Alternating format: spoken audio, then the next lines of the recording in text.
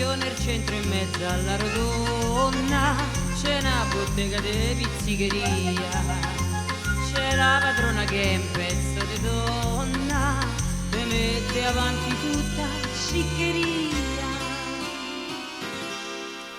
te mette in mostra sta pizzicarola,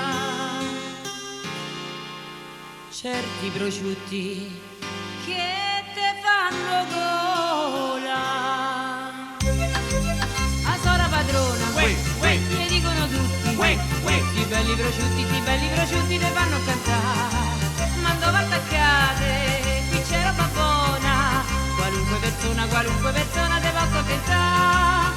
La pizzicarola, là, tutti fa gola, là, però la parola, là, non te la può dare. La pizzicarola, là, tutti fa gola, là, però la parola, là, non te la può dare. E non c'è niente da fare. C'annava un painetto migragnoso con una bava che non te ne dico.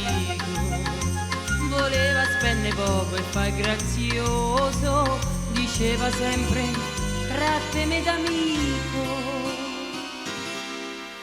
Però quando una sera sto di petto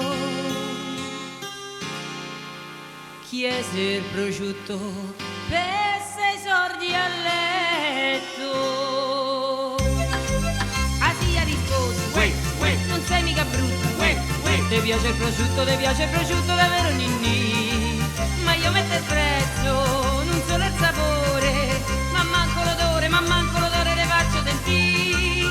La pizzicarola, là, tutti fa gola, là, però la parola, là, non te la può dare. La pizzicarola, là, tutti fa gola, là, però la parola, là, non te la può dare. E non c'è niente da fare. Ci va il curato che è una buona posta, con quello le alle porte ci si spassa.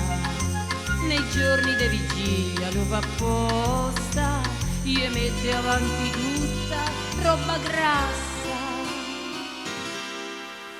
Ma il frate intanto che ce l'ha salocchi, gli ammolla un bel sermone con i fiocchi.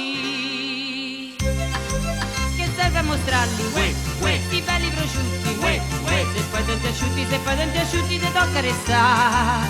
Ma voi lo sapete